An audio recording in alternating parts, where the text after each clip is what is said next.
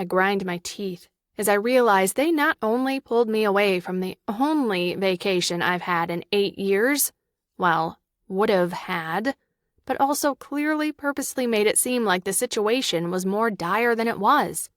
And now they're not even asking for my help. They simply expect that I'll do what they tell me to. But then, why wouldn't I? I always have. I'm about to drastically shift their reality when the door to Gran's room opens and a man steps out. We all turn to look at him. My parents don't seem surprised to see him. I, however, am both surprised and distracted. He's tall, well over 6 feet, and looks like a bodybuilder, with shaggy light brown hair and hazel eyes. He's dressed in sweats and a t-shirt that clings in places I'm not ready to deal with in my current state of mind. The sudden appearance of this smoking hot stranger has drawn my anger toward him. "Who the hell are you?" I ask sharply. He raises an eyebrow. Sorry to interrupt. I heard voices. He extends a hand toward me. I'm Nate Edwards. I brought your grandmother in yesterday. You must be Mia. I look at my mother, then at my father.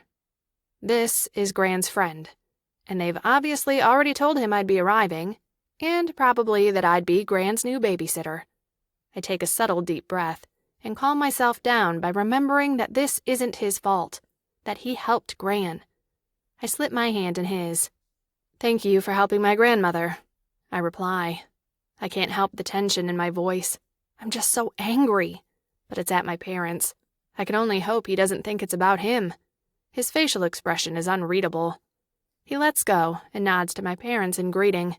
Obviously, he's a man of few words. My dad turns to me and kisses me on the forehead. Well, now that you're here, we should get back to Seattle. Let us know if you need anything, okay?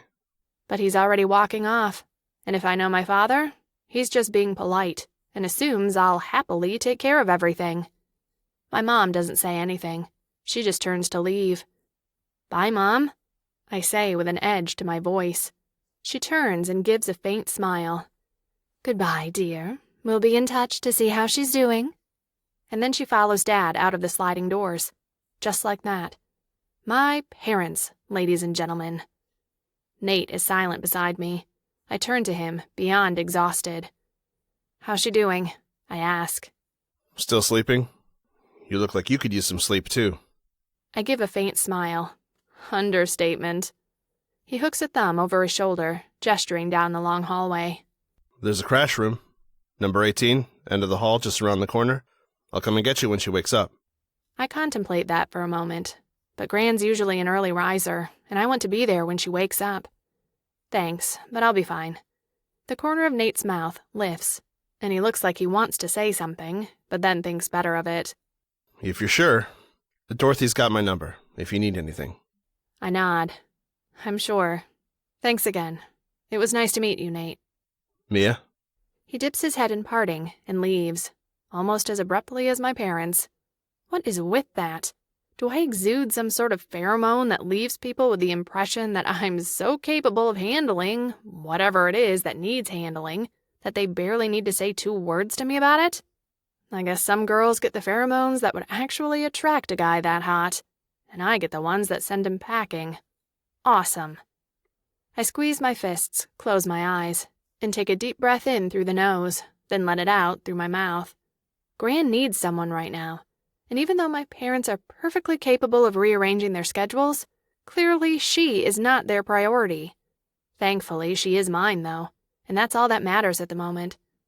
Not the anger I feel toward my parents for assuming I'll do their bidding, nor the frustration I feel for losing what was promising to be a very exciting vacation, or the embarrassment I feel meeting Nate, a total, very attractive stranger who just got a window into the worst version of myself, equal parts uncaring jerk and doormat.